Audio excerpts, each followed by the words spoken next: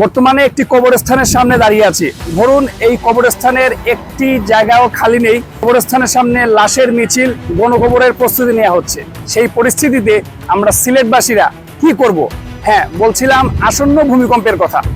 যে কোনো সময় বাংলাদেশের যে কোনো প্রান্তে ঘটে যেতে পারে ভূমিকম্প, এবং এই ব্যাপারে বর্তমানে সিলেট খুবই ঝুঁকিতে রয়েছে। তাই আমাদের অবশ্যই সবার উচিত আগামীর জন্য প্রস্তুত থাকা। ভূমিকম্প। নীরব পৃথিবীর বুক চিরে হঠাৎ ভয়াবহ কম্পন। ভূমিকম্প যেহেতু একটি প্রাকৃতিক দুর্যোগ, তাই আতঙ্কিত না হয়ে পূর্ব প্রস্তুতি নিলে অনেকাংশেই এর ভয়াবহতা কমানো সম্ভব। আসুন জেনে নেওয়া যাক ভূমিকম্পের সময় কী ধরনের প্রস্তুতি থাকা প্রয়োজন। 1. ভূকম্পনের সময় বিছানায় থাকলে বালিশ দিয়ে মাথা ঢেকে টেবিল ডেস্কে বা শক্ত কোনো আসবাবের নিচে আশ্রয় নিন। 2. রান্নাঘরে থাকলে দ্রুত গ্যাসের চুলা বন্ধ করে বাহিরে বেরিয়ে আসুন।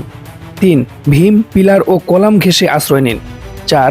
ঘরের বাহিরে থাকলে খোলা স্থানে ও বৈদ্যুতিক খুঁটি থেকে দূরে অবস্থান করুন। 5. উপরতলায় থাকলে ঝাঁকুনি না থামা পর্যন্ত অপেক্ষা করতে হবে। তাড়াহুড়া করে লিফট ব্যবহারের চেষ্টা করবেন না।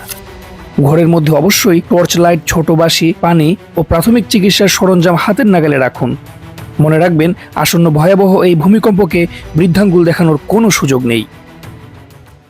যে কোনো সময় যে একটি ভয়াবহ ভূমিকম্প হবে সেটি স্বাভাবিক এবং সুনিশ্চিত। তাই আসুন আমরা সবাই মিলে পারিবারিক এবং সামাজিকভাবে প্রস্তুত থাকি, ভূমিকম্পের আগাম প্রস্তুতি নিয়ে রাখি। যদি ভূমিকম্প হয়েও যায়, সেই ক্ষেত্রে যেন দুর্ঘটনার মাত্রা অনেক কম হয়, সেই ব্যাপারে আমাদের সবারই সাবধান থাকা উচিত।